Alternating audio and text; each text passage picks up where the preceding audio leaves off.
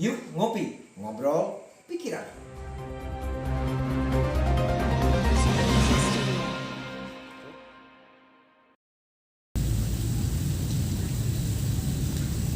Assalamualaikum warahmatullahi wabarakatuh. Selamat pagi pemirsa semua. Saya baru saja membaca tentang Harisma Sang Pembicara karangan Eugene Enrich. Di channel YouTube kami kita kembali lagi dalam acara ngopi atau ngopi pikiranan. Saat kamera sudah roll, berarti diskusi tentang pikiran kita akan mulai. Hari ini kita akan membicarakan tentang sebuah forum yang mengikat untuk kepengurusan pemerintahan terbawah. Kita tahu bahwa dari mulai presiden, gubernur, sampai ke kecamatan, bupati, wali kota, kecamatan sampai kelurahan, dan yang paling terbawah adalah RT dan RW. Nah, di Tasikmalaya, di kota Tasikmalaya tepatnya, sudah ada yang namanya Porsil atau Forum Silaturahmi RT dan RW. Seperti apa Porsil ini dan apa sih bentuk tujuannya dari Porsil ini? Bersama kami sudah ada Kang Ede Sikalia. Selamat pagi Kang. Pemirsa, Kang Ede ini adalah ketua Porsil di Tasikmalaya. Kita ingin tahu sebetulnya apa sih yang mendasari beliau dan rekan-rekannya ketua RT RW yang sekota Tasikmalaya ini membuat sebuah forum yang bernama Porsil. Monggo Kang, silakan. Terima kasih. Lahirnya Porsil ini berawal dari sebuah keprihatinan kami sebagai RW sebagai RT di kota Tasikmalaya yang pada saat awal pandemi ini timbullah sebuah program dari pemerintahan yang namanya bantuan sosial atau bansos yang pada awal-awalnya itu adalah dari pihak provinsi ya, gubernur Pak Gubernur Ridwan Kamil sudah gembar-gembor pada saat itu ingin memberikan sebuah bantuan sosial bansos di provinsi. Kemudian diikuti oleh Kemensos dan pemerintah kota saat itu. Kemudian singkat cerita bahwa terjadilah bantuan sosial itu direalisasikan kepada masyarakat di Jawa Barat khususnya, termasuk di kota Tasik. Akan tetapi dari semenjak awal kami mendengar bahwa ada bantuan sosial dari provinsi, saya sendiri sudah pernah datang ke Dinsos sebetulnya pada Tasik bahwa kami tidak akan menerima data-data yang diambil yang RT RW ini tidak tahu data dari mana, gitu kan? Dinsos mengambil data dari mana? Nah, ceritanya dulu ya. Saya sampaikan bahwa setelah besoknya ternyata timbul data yang dikeluarkan oleh Dinsos melewati kelurahan pada saat itu, dan ternyata memang tidak sesuai dengan harapan kita, gitu kan. Lalu besokannya lagi baru ada permintaan dari Dinsos kepada seluruh RT RW di Kota Tasik untuk mendata ulang, dalam artian ada tambahan data melewati RT RW mengambil fotokopi KK dan KTP ya ke masyarakat. Jadi awalnya justru terbentuknya Porsil ini sejak pandemi COVID 3 bulan lalu. Betul. Kalau sebelumnya memang sudah ada nggak Porsil ini? Belum. Nah, maksudnya kenapa Anda membentuk Porsil justru di saat pandemi ini terjadi, tidak di saat awal-awal ataupun mungkin untuk menguatkan lini organisasi pemerintahan terbawah dengan bisa membuat sebuah kebijakan atau mitra pemerintah ke atas lebih kuat lagi. Oke. Nah, itu persoalan Porsil hadir itu lahir di Kota Tasik ini karena isu keprihatinan kita ada sebuah lembaga RT RW asosiasi ya namanya RWT. Awalnya ada ya? Ada RWT. Nah, itu seolah-olah tidak berjalan karena memang sama sekali tidak berjalan, tidak ada pergerakan yang signifikan termasuk menyikapi persoalan kisah data. Maka disitulah tampilnya forum silaturahmi. Sehingga jelas bahwa forum silaturahmi ini atau Porsil ini ingin membenahi data-data itu, membenahi data-data yang sehingga pada saat diminta oleh pemerintah pada saat itu, sekalipun itu bukan data-data secara khusus fakir miskin misalkan yang memang berhak itu, tapi saat pandemi itu ada kalimat yang terdampak, itu juga ada kalimat itu, sehingga seperti itu lahirnya porsi. Kalau tadi kita membicarakan tentang data dan ternyata banyak sekali permasalahan, kita juga ingin tahu, masyarakat juga ingin tahu tentang visi dan misi sebetulnya porsi. Tapi kita akan tanya lagi setelah jeda pariwara berikut. Terima kasih, jangan kemana-mana, kita akan kembali setelah jeda pariwara berikut.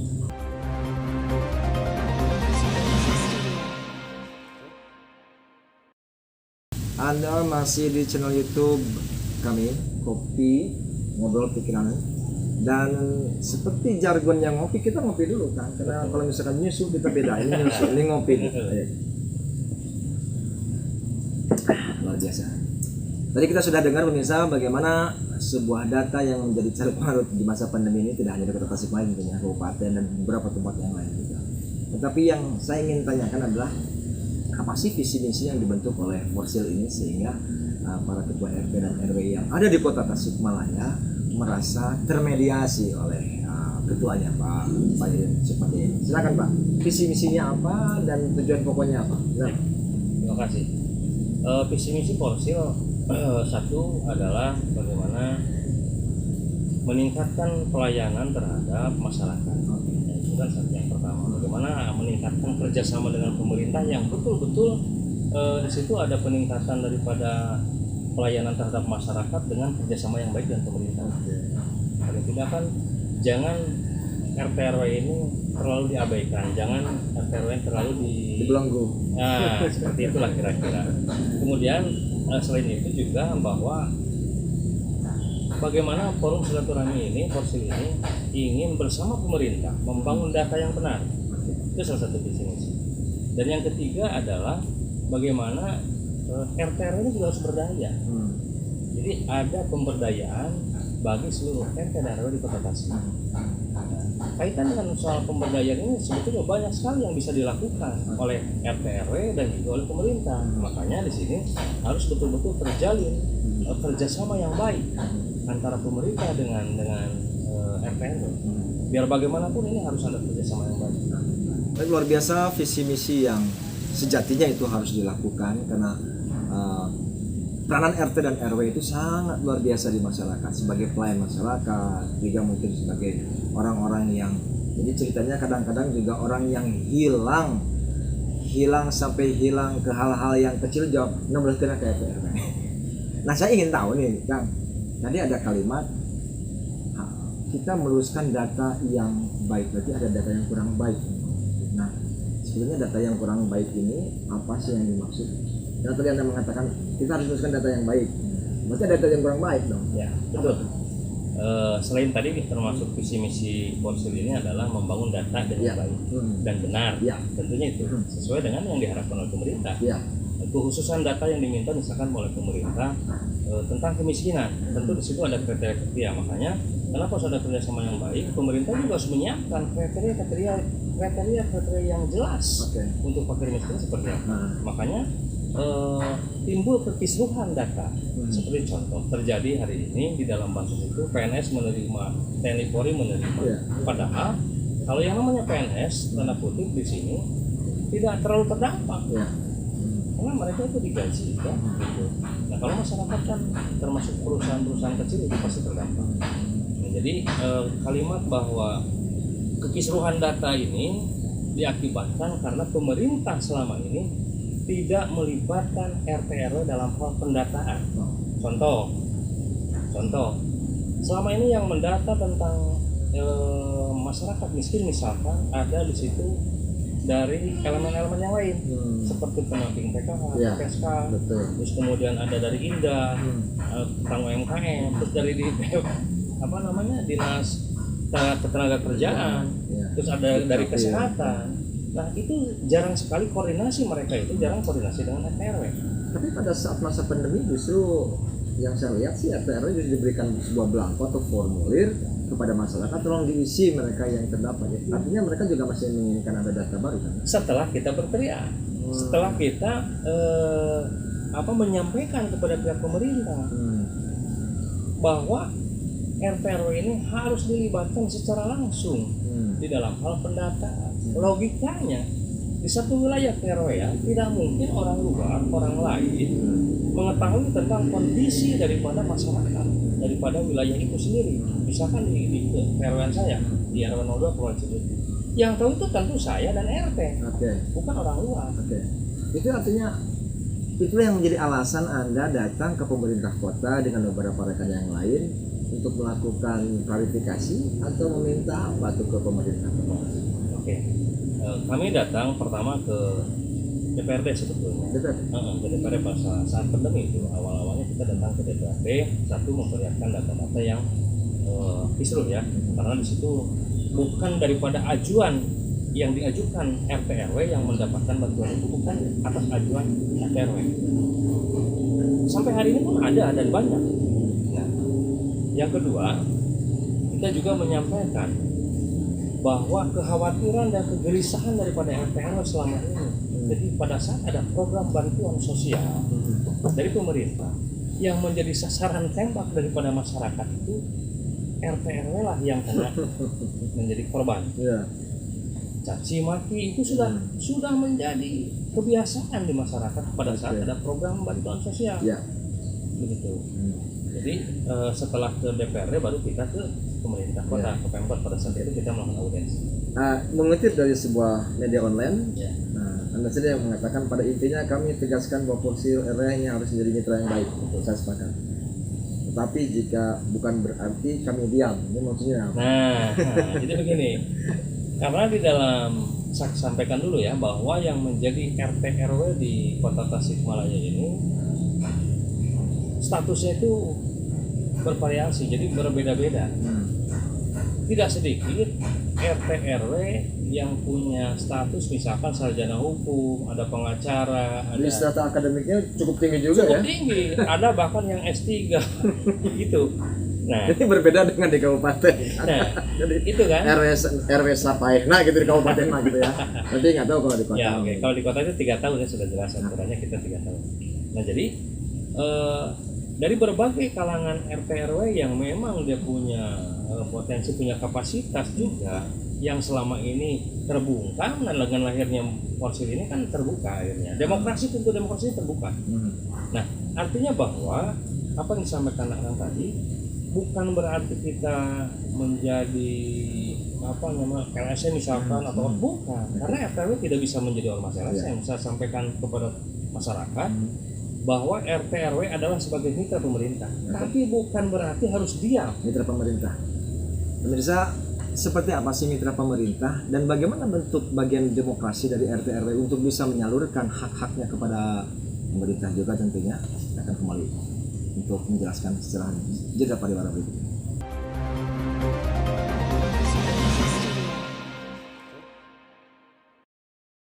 Anda masih di channel YouTube kami, jangan lupa like and subscribe-nya. Dan saya masih di rumah makan Jembar, rumah makan yang luar biasa, indah, sejuk ya, makanannya luar biasa sekali. Kita akan lanjutkan lagi Kang Dede. Tadi saya dengar ada sebuah keran demokrasi yang terkunci. Di masa demokrasi ini hak suara rakyat harus menjadi bagian yang tidak terpisahkan. Ya. Mau siapa pun rakyat manapun itu. Nah, kebetulan karena Akang adalah selaku ketua dari Porsil ini sendiri, tentunya juga rakyat juga RT RW juga rakyat juga ya. Ini hak apa sih para RT RW yang sampai tertekan antara kutip sehingga tidak bisa memberikan alur suara yang bagi dia hak untuk mengatakan kepada pemerintah? Kalau saya lihat, begitu saya dilantik menjadi ketua RW di Cibutuh, saya perhatikan bahwa RT RW ini betul bahwa pintu demokrasi ini seolah-olah rapat tertutup, sehingga kebanyakan RT RW ini tidak bisa mengekspresikan dirinya, tidak bisa menyampaikan aspirasi secara gamblang, secara vulgar kepada bapaknya misalkan, gitu. Nah, kenapa ini? Selama ini seperti itu. Jadi tidak ada ruang untuk supaya bebas, padahal RT RW juga adalah masyarakat, bagian daripada masyarakat, dan RT RW juga dilindungi oleh undang-undang, berhak untuk menyuarakan pendapatnya. sesuai dengan Undang-Undang Nomor 28 tentang peran serta masyarakat, peraturan pemerintah Nomor 8 tahun 99 Ya. tentang tata cara peran serta masyarakat. Itu sudah diatur jelas bahwa dalam hal ini RT RW juga berhak untuk bersuara, berhak untuk menyampaikan pendapat kepada pemerintah. Ya. Gitu. Itu sangat berhak dilindungi oleh undang-undang. Baik, kalau kita lihat pasal 21 di tahun 2017 saat penandatangan tentang RT RW itu merupakan kemitraan dari pemerintah, kelurahan ataupun desa ke bawahnya. Itu kan seakan-akan memang tadi disampaikan kebijakan pemerintah harus terjawantahan, terimplementasi ke bawah. Apakah ini yang membuat para RT RW misalkan cukup nurut patuh saja kepada ajuan kebijakan, atau memang kalau di Akang ya di kota berangkat dari sebuah background akademisi sehingga mereka langsung mengeluarkan statementnya, mengeluarkan hak-haknya. Tapi kalau di beberapa tempat lain ya tadi saya bilang dari RT RW mungkin mohon maaf ya RT RW yang mungkin basicnya dari sekolah dasar ataupun yang sudah lama sekali bahkan sudah tua jadi RT RW, jadi kesannya sudah kita nurut aja sama pemerintah yang ada. Apakah yang menjadi dasar itu karena oke kita buka kerannya karena kebanyakan RT RW adalah mereka berangkat dari background yang strata akademiknya berbeda. Ya. Oke. Gini. Lihat dulu ya, menjadi RT RW ini yang pertama atas dasar pemilihan. Dipilih oleh rakyat, dipilih oleh warga, dipilih oleh masyarakat. Apa bedanya dengan seorang anggota dewan misal? Apa bedanya dengan seorang wali kota, dengan seorang bupati yang dipilih langsung oleh rakyat, dipilih langsung oleh warga? RT RW juga sama dipilih. Nah, di satu sisi dia sebagai wakil daripada warga masyarakat atau sebagai ditokohkan juga, kemudian di satu sisi dia dilegalkan atau disahkan, dikukuhkan, dilantik dan diberi SK oleh pemerintah dalam hal ini oleh lurah. Ya. Jadi RT RW ini sebetulnya dia berdiri di dua kaki. Di satu kaki dia sebagai wakil daripada warga, ya, sebagai tokoh di wilayahnya masing-masing. Di satu sisi harus bekerja sama dengan pemerintah. Nah, artinya bahwa di sini ada kesempatan kan? Di sini ada kesempatan. Saya katakan dan saya sampaikan kepada RT RW dimanapun berada, jangan kita ini pernah takut dan jangan pernah diam ketika ada yang tidak seret, ketika ada yang tidak sesuai dengan apa yang kita ketahui tentang aturan, regulasi dan segala macam yang kita sampaikan. Jangan kita itu mengikuti apatis, terus ketika salah, ketika ada sebuah kesalahan. Mohon maaf, di dalam pemerintahan itu sendiri tidak semua benar.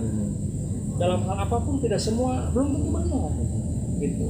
Mungkin juga ada kesalahan sebagai manusianya. Apa nanti tidak bisa disebut disorder ataupun ketidakpatuhan terhadap kebijakan pemerintah kalau seandainya Pak RT RW ini melakukan blokade resisten terhadap kebijakan pemerintah? Ya, enggak gini. Maksud saya begini.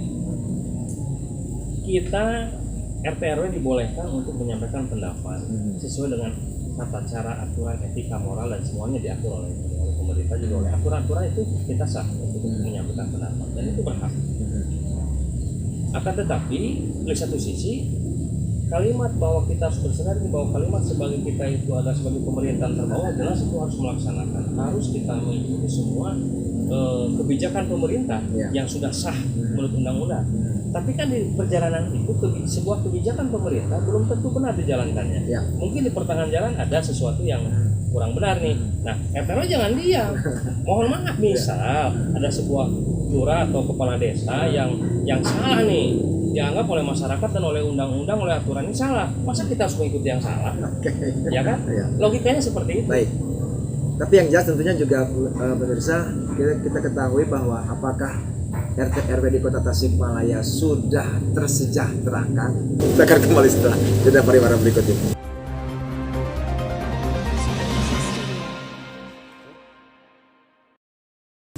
Seperti yang saya sampaikan bahwa Porsil merupakan satu lembaga yang harus mewadahi semua peran RT dan RW di Kota Tasikmalaya.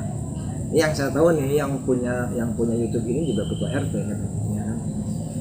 Bahkan dia sempat bicara sama saya, Pandukang saya jadi ketua RT ngang sejahtera sangat kurang sekali. Nah, kebetulan ada ketua Porsil. Bagaimana sih peta kesejahteraan RT RW di Kota Tasikmalaya ini?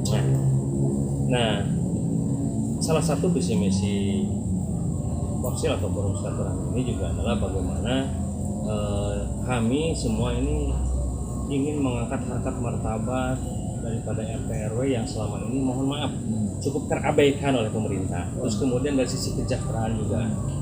Nah, memang sudah berjalan bahwa ada yang namanya insentif. Nah, Per triwulan? per triwulan itu kan 1 bulan 100.000 ya. Berarti 3 bulan dipotong PPH, PPN, kemudian ada BPJS dan segala macam. Bersihnya berapa tuh? Sekitar 50.000, 60.000 lah paling sekitar segitu.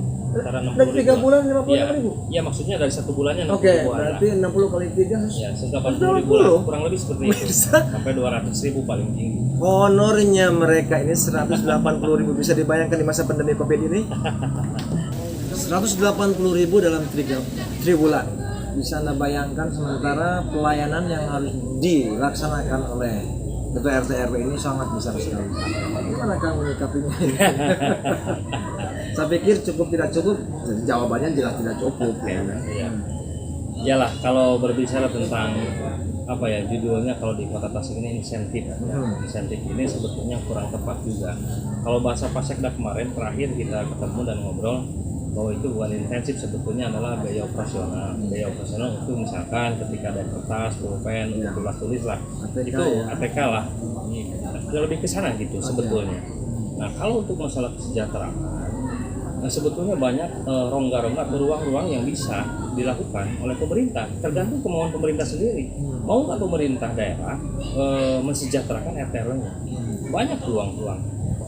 Sebetulnya sudah Pak Wakil Wali Kota, Pak Wali Kota, dan Pak Sekda juga sudah memberi ruang sebetulnya kepada kami. Tinggal nanti pelaksanaannya, karena di sini juga harus melibatkan beberapa OPD seperti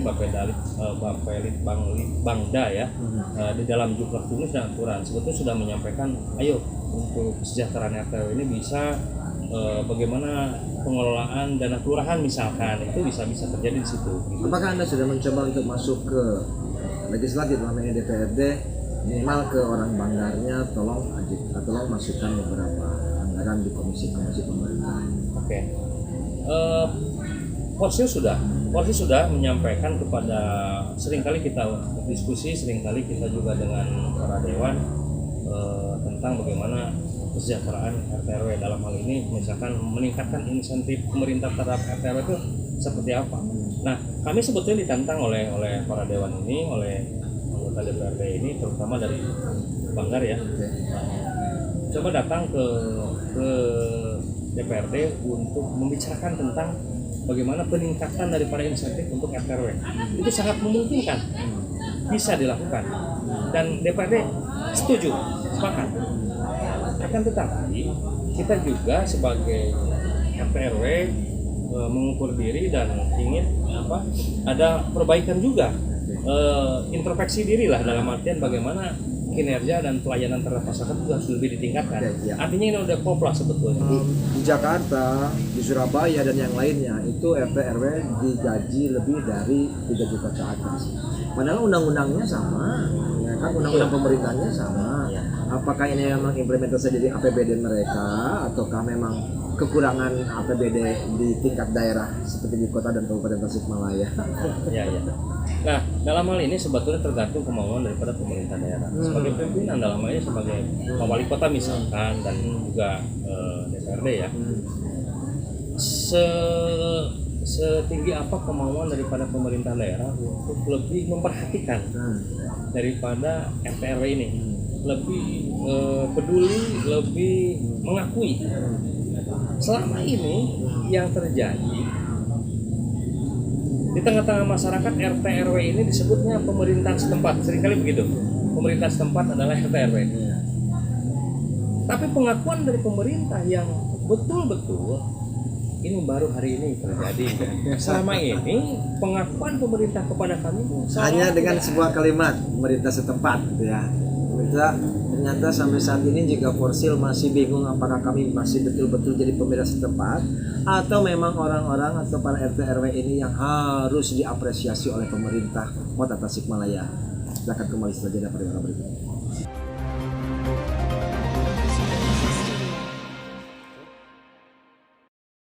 Di akhir segmen ini pemirsa, saya akan mengajak pada Anda dan kita pengen tahu sebetulnya apa sih yang jadi harapan terakhir dari Forsil atau Forum Silaturahmi RT RW Sekota Tasikmalaya ini. Mudah-mudahan juga didengar oleh pemerintah Kota Tasikmalaya, tentunya wabil khusus kabar pemerintahan barangkali. Apa sih Pak? Ya. Harapan yang pertama dari kami, dari Forum Silaturahmi RT RW Kota Tasikmalaya ini adalah bagaimana pemerintah bisa meningkatkan daripada satu pemberdayaan dan kesejahteraan daripada RT RW. Pemberdayaan dan kesejahteraan RT RW. Jadi upaya pemberdayaannya kan ya yang harus ditingkatkan oleh pemerintah, oleh pemerintah setempat. Iya. Dan yang paling penting untuk yang disampaikan ke pemerintah Kota Tasikmalaya Pak. Tentang Ya, harapan kita betul. bahwa satu tadi saya sampaikan bahwa kami berharap kepada pemerintah betul-betul memperhatikan, merangkul benar-benar, terus kerjasama dengan baik sehingga apa tentang pemberdayaan dan kesejahteraan RT RW ini bisa terlaksana dengan baik pula sesuai dengan harapan RT RW, karena biar bagaimanapun RT RW adalah sebagai garda terdepan, Ya. mitra daripada pemerintah di dalam pelaksanaan percepatan pembangunan. Betul. Gitu kan? Nah, jadi ruang-ruang untuk bagaimana bisa mensejahterakan RT RW banyak sekali. Kembali kepada pimpinan daerah, kembali kepada pemerintah daerah. Mau nggak mensejahterakan, memberdayakan RT RW? Nah, ini mungkin sebetulnya sudah ada Sinyal-sinyal yang Anda lihat statement wali kota, statement Pak Sekda itu.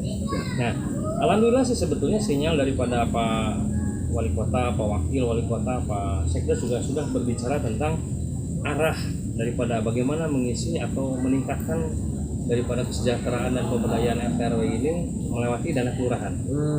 Nah, ya kan, dana kelurahan ini bisa di situ keterlibatan RT RW. Ya. Bagaimana pengelolaan itu sesuai dengan aturan yang diberlakukan oleh pemerintah. Akan tetapi hari ini mungkin harus ada penguatan kembali aturan yang dalam hal ini Sekda sudah mengarahkan kepada Bapelitda Bank. Ya. Bapelitda ya, nah, itu di situ. Nah, tinggal aturannya saja yang harus disiapkan. Oke. Begitu. Sehingga nanti pemberdayaan kesejahteraan RT RW ini bisa dilaksanakan dengan baik sesuai dengan harapan bersama lah. Ya, itu. Karena di masa Covid ini juga semua anggaran tersangkut Covid kan. Jadi kita Betul. harus cukup bersabar dulu. Tapi dengan tadi yang sudah Anda sampaikan, saya pikir juga ini harus menjadi pekerjaan rumah pemerintah Kota Tasikmalaya bahwa pemberdayaan yang diharapkan oleh Forsil ini harus segera direalisasikan segera setelah Covid berakhir. Di ujung segmen ini saya membacakan sebuah quote dari seorang yang bernama Lily Lowndes yang mengatakan seperti ini. Kita bisa membutakan diri terhadap cacat sosial kita sendiri dan tuli akan kekurangan verbal kita. Namun kita bisa cepat mengenalinya dalam diri orang lain. Luar biasa. Dan saya ucapkan terima kasih Pak Resutman sudah datang di Sama-sama. kami di channel YouTube kami. Saya Dijet Eminudiri dan kita jumpa dalam ngopi dalam Formes yang lain. Assalamualaikum warahmatullahi wabarakatuh.